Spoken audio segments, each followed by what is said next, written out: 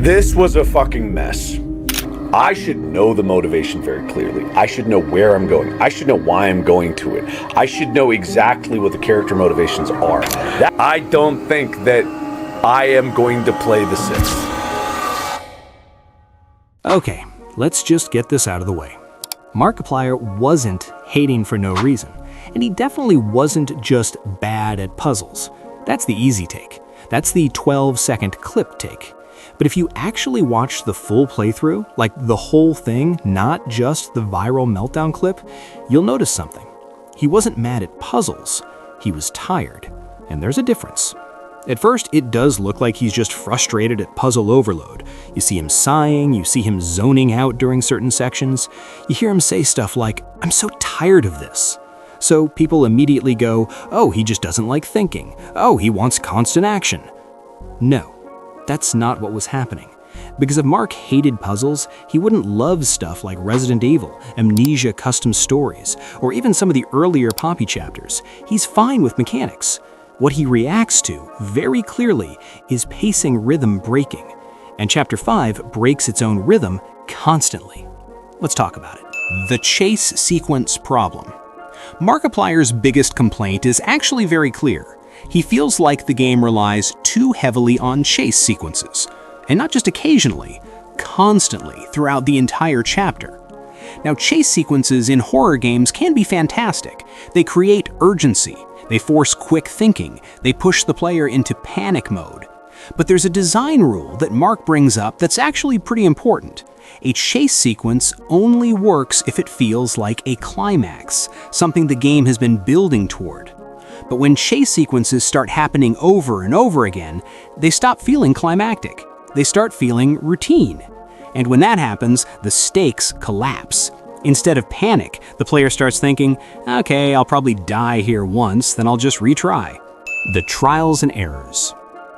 Another thing Mark points out is how many of the chase segments introduce new mechanics, things like sudden environmental actions or quick reaction puzzle moments. And in theory, that sounds fine, but during a chase sequence, the player is already under pressure. So if a new mechanic appears suddenly, most players won't understand it the first time, which means they die. And the moment you die in a chase sequence, something important happens. The tension resets. Now the player knows what's coming. The surprise is gone, the fear is gone. Now it's just trial and error. Mark's argument is that chase sequences should test skills the player already learned earlier in the game, not introduce brand new ones. Because when you introduce mechanics during the chase itself, you almost guarantee the player will fail at least once, and that completely drains the moment of its impact. The story problem. His criticism actually goes deeper than gameplay. He also talks a lot about story structure, because by Chapter 5 of the series, players usually expect something very important: clarity. They want to know why they're here, what the goal is, what the characters want. But according to Mark, Chapter 5 feels fragmented. Characters appear and then disappear. Interesting ideas show up and then vanish. Scenes happen that look cool visually, but don't clearly connect to what came before. And when that happens repeatedly, the story can start feeling disconnected. Not necessarily bad, just unfocused. The other side. Now, with all that said, I still think there's an important counterpoint. Because even in his criticism, Markiplier acknowledges some things the game does really well. The animation quality is strong. The art direction is fantastic, the environments are creative, and the developers clearly tried to go bigger and more cinematic with this chapter. That kind of ambition deserves some credit. Not every idea is going to land perfectly when a game scales up like that, but trying bigger ideas is how series evolve. My personal take. Personally, I still love Poppy Playtime, even with its flaws. It's one of the most interesting indie horror projects we've seen in years. The atmosphere works, the character designs are iconic, the ARG storytelling is genuinely creative, and when the game hits its stride, it hits hard. But Chapter 5 definitely shows what happens when pacing becomes uneven. Moments that should feel intense end up feeling exhausting instead. Not because the mechanics are bad, but because the rhythm never settles. So was Markiplier right? Honestly, yes and no. He was right that something about Chapter 5 feels off. the pacing does stumble. The chase sequences sometimes overstay their welcome, but reducing the problem to the puzzles are bad misses the bigger design conversation. The real issue isn't puzzles, it's how puzzles, chases, and story beats are arranged.